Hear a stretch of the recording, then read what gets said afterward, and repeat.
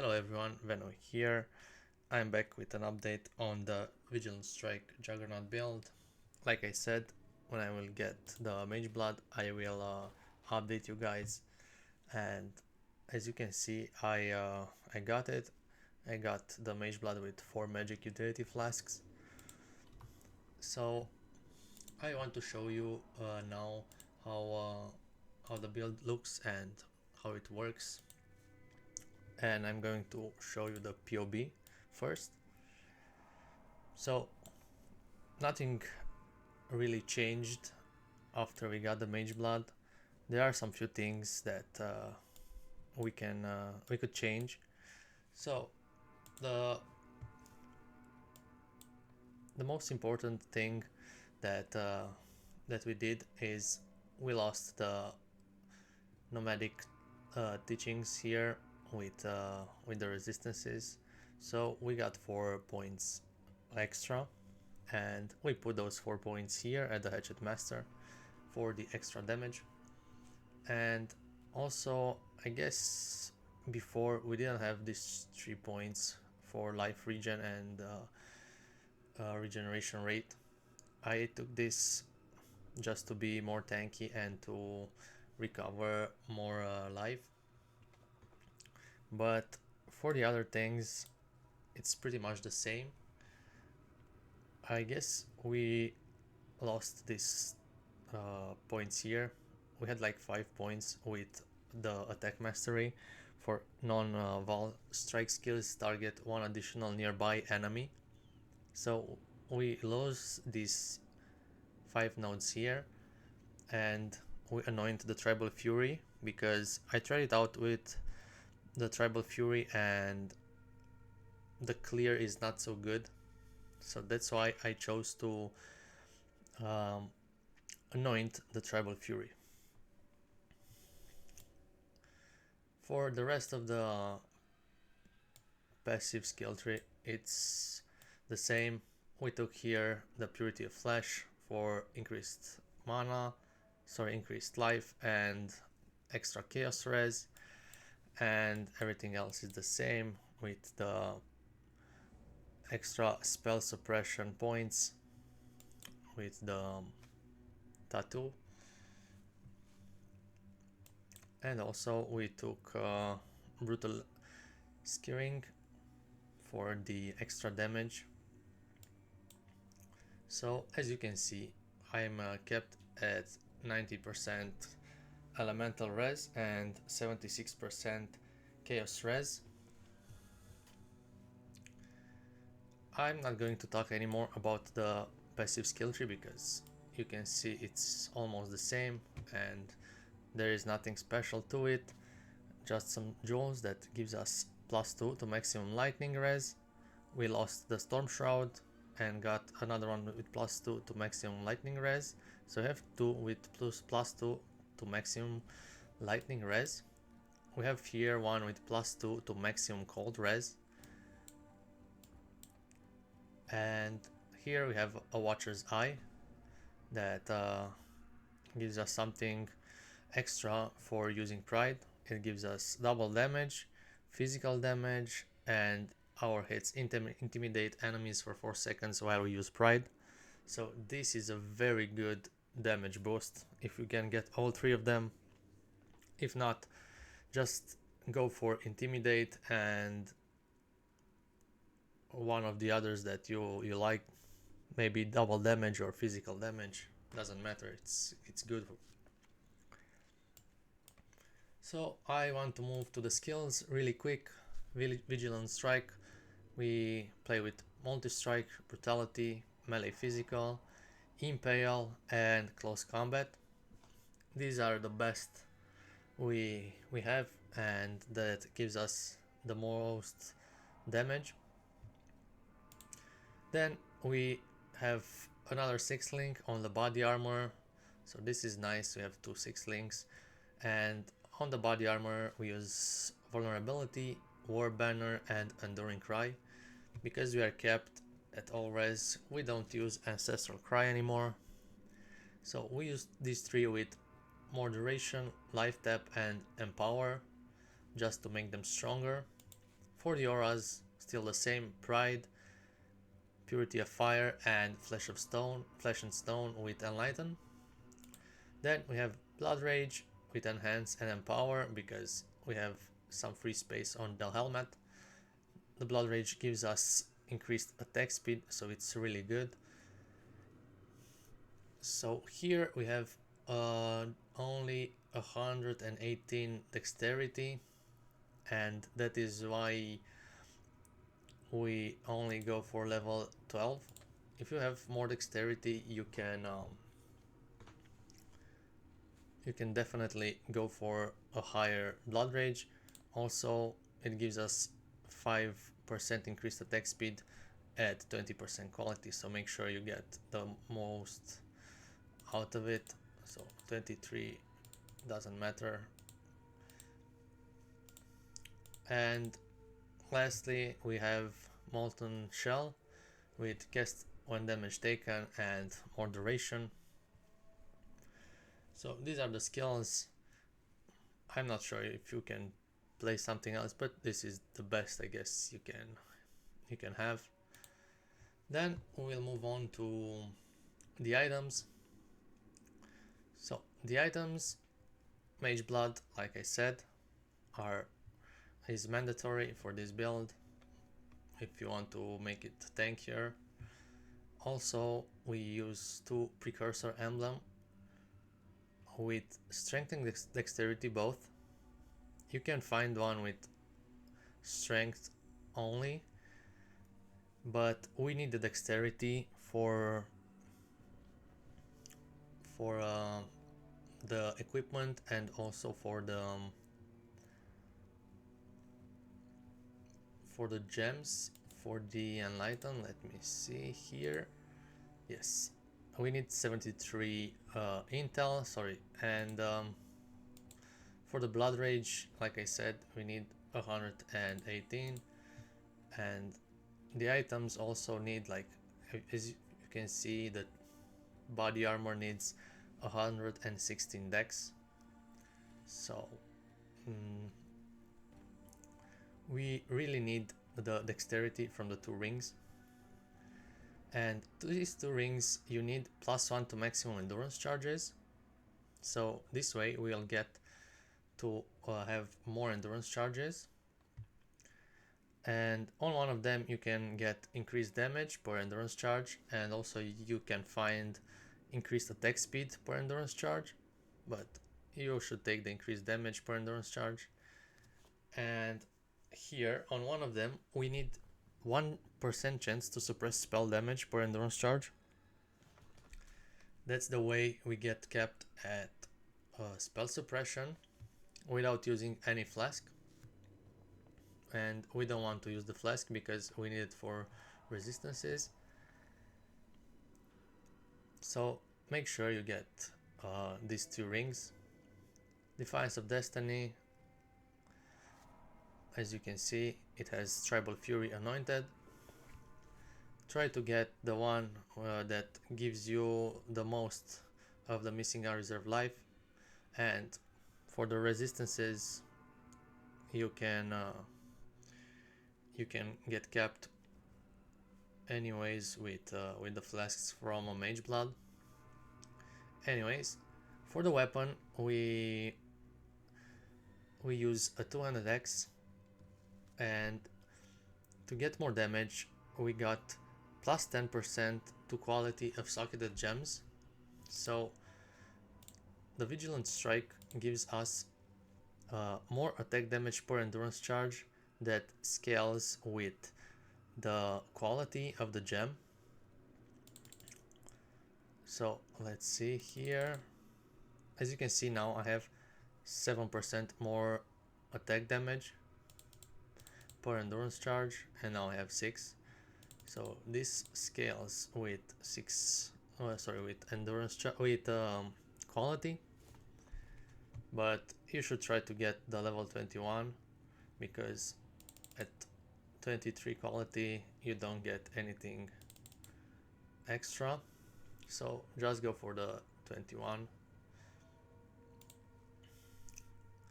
Then a very important piece that we need is a Warlord boots that gives us +1 to maximum endurance charges. This way we will get to 10 endurance charges,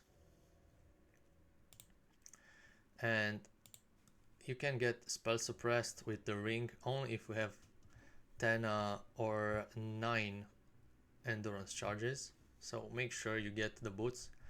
You could go for some boots that are corrupted and give you +1 to maximum endurance charge corruption, but I don't think you'll find them.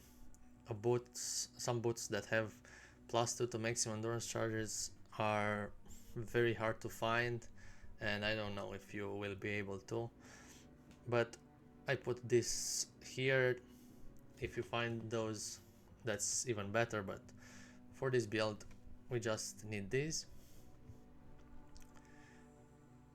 So for the gloves, nothing special. We need maximum chance to suppress spell damage, so we have 14%, and also we get some resistances with Chaos Res just to get kept. If you use the the Amethyst Flask, you don't need to get Chaos on every equipment, but I will show you later why I chose to put Chaos Res on each equipment. Again, on the body armor we have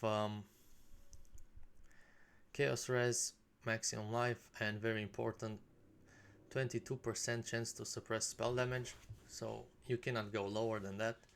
Just find a body armor that gives us 22% chance to suppress spell damage. Also, we need to get +1 to all maximum res from Searing Exarch, and 50% reduced reflected damage taken if you want to do the feared or Atsiri or other stuff with reflect damage. And for the helmet, I forgot to put here, and that's why it says we don't have enough requirement. Instead of life regen, we need intel. So as you can see, now we have enough intel to use everything on the build.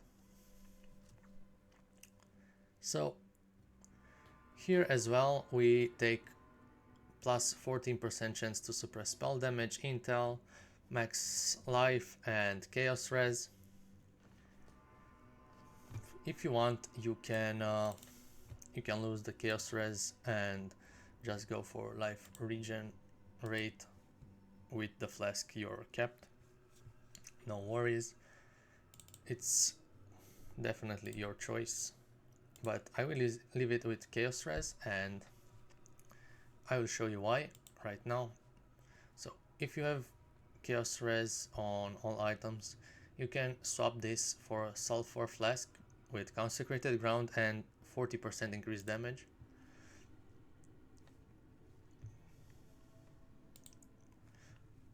So as you can see, you're capped at 76%, and also you have the consecrated ground and 40% increased damage.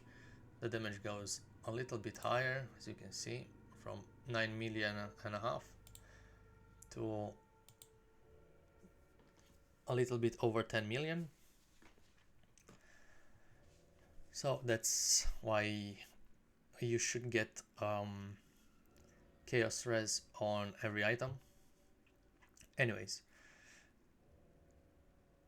also on the gloves you need at least +8 chance to suppress spell damage. That's because we want 100% chance and +1 because we'll have 10 maximum endurance charges, and when we attack with Vigilant Strike, with the cooldown of Vigilant Strike to be bypassed, we need to expend an endurance charge. So this means that to go for the second attack we will lose one endurance charge. So we need this extra 1% because we will get to 9% endurance charges from 9 endurance charges, and with the precursor emblem we'll get only 9% chance to suppress. So make sure you get this +1 extra over the 100, and just take you will need also to target 2 additional nearby enemies with the Exile, I think, just so you can lose these 5 points here and you can anoint Tribal Fury. Otherwise you will have to play with this and the attack mastery that gives you non-ball strike skills, target 1 additional nearby enemy. After you get this on your gloves, you can respec this and use the points for more damage or life or whatever you want. So that's pretty much it.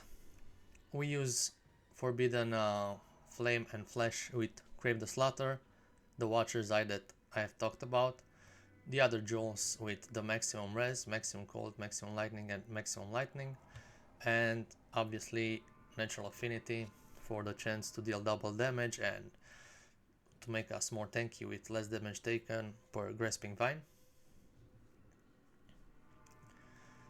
Now let's see in the configuration here. I want to show you. We'll take Soul of Lunaris. Sorry, I will go back and I want to show you the flasks. The flasks have an enchant with increased effect, so you have to have this increased effect on everyone and each one of them, just to be sure you are kept at all res. So we get an enchant and also we get the affix for increased effect, and this way we will have 90% all res. Also on every flask we have immunity to ignite, poison, shock, and bleeding and corrupted blood. We are left with the immunity to freeze. We're not immune to freeze. You could take Brian King, but I like to play with Lunaris. That gives us 6% reduced elemental damage taken if you have been hit recently, and we are always hit, so this 6% reduced elemental damage taken is very nice. Also, you can play with Soul of Tukohama for additional physical damage reduction per second if you're stationary, but if you want to be immune to reflect damage, you're gonna have to play with Soul of Jugg. This is nice because it gives you also 30% reduced effect of curses on you. So I usually play with Jugg depending on what maps I do, but with Tukohama you're a lot more tankier. So we use endurance charges.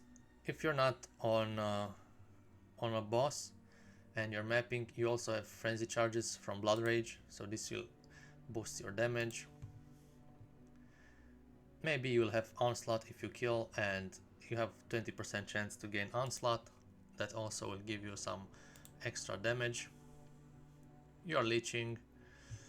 Anyways, you have been hit recently. You are at close range with the enemy because this build is a melee build and Vigilant Strike requires you to be very, very close to the enemy, and also the enemies are intimidated from the Watcher's Eye.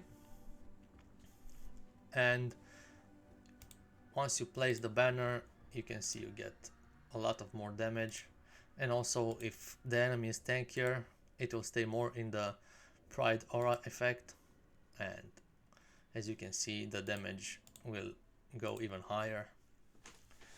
So yes, this is how the build looks like, and with the 100% chance to ignore the physical damage reduction, it doesn't matter if it's a standard, guardian, pinnacle boss, the damage is always the same. Only for Ubers they take 70% less damage, so that's how the damage will go lower, and we do pretty good against their hits. 66,000 against physical hits, 200,000 against elemental max hits. So this is the build, this is how it looks like. I think it's pretty good. There are some mods that we cannot do. I'm going to switch back right now to Path of Exile. So the mods that we cannot do is no regen. So that we cannot do because I guess we can, but we are not going to be able to survive everything. We cannot do Master Steel charges. You can, but you won't be tanky anymore with no charges. We don't have a lot of defenses. As you can see, we have only 10,000 armor. We cannot do Tormented Spirits.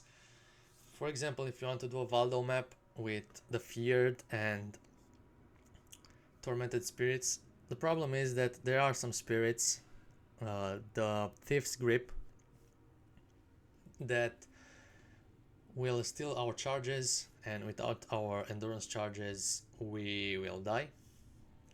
And the other one that we cannot really do is no leech. We need to leech mana just so we can attack. Also, we can do all of these, but it will be a lot harder and we won't be as tanky as we are now. And just to show you how tanky we are, I want to show you a Valdo map with the Feared. It doesn't have anything hard on it, it just has the fear. Let me get into it and I will show you how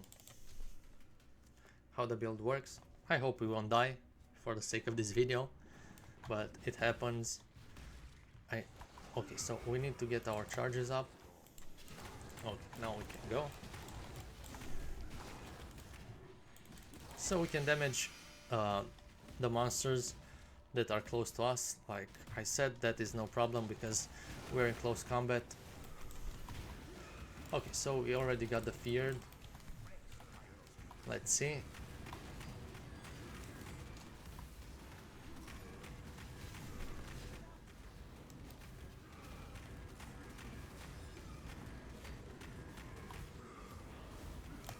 Okay, I'm not sure I'm going to tank that, just because I don't want to die right now.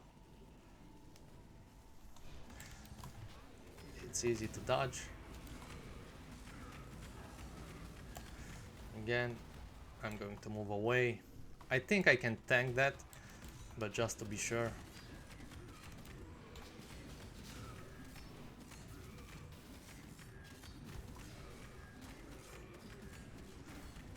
Okay, where are the other ones? Okay, so I guess the Elder is the only one left. Or maybe the other ones. I guess we can stay here and we won't die. Yes, that doesn't do any damage.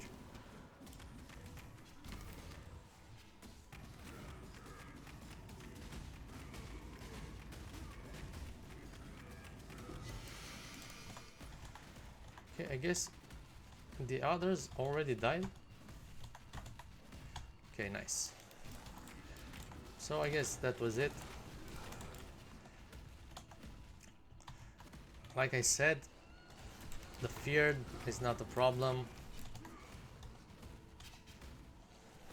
The only thing that is a problem for us is no regen and something that steals or removes our charges.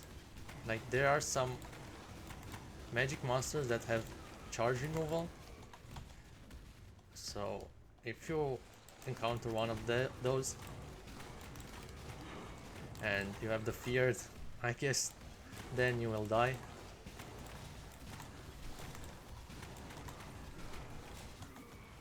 but otherwise I think this is as tanky as it gets. And also, as you can see, I killed the feared in like 30 seconds. I didn't even realize that they were all right there and they just died. I just thought that it's the Elder and the Cortex boss.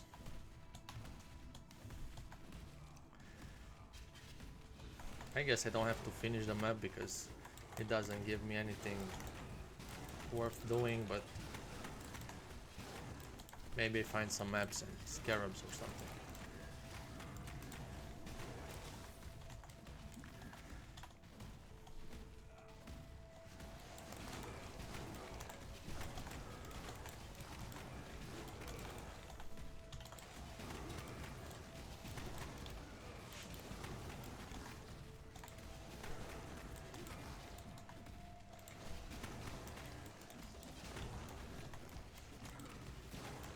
Okay, we have the boss here.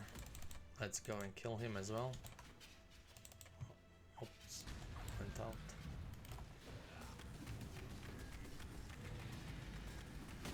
So anyways, he didn't get to phase.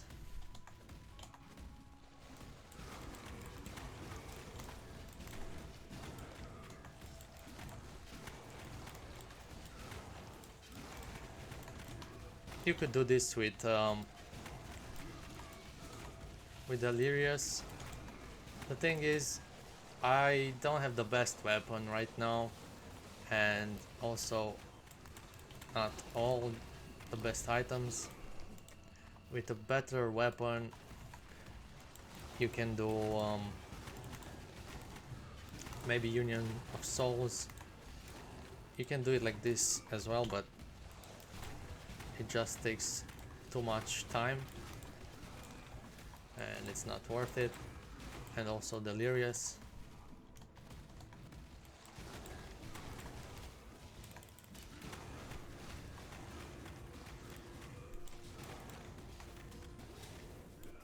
Okay, I think that's it. I don't even know what did I get. Oh, it was 9 grip. Anyways, so this is the build. I'm not sure, maybe I'll try to make it even tankier and even stronger, but who knows.